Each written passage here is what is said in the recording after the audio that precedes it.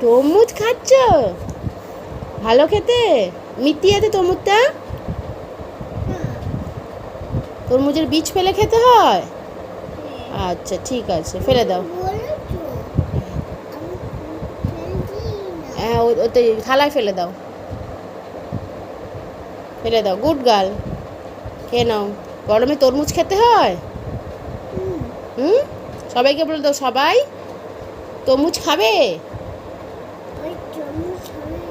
সবাই তরমুজ খাবে। গরমে এভাবেই তরমুজ খেতে হয়, তাই তো?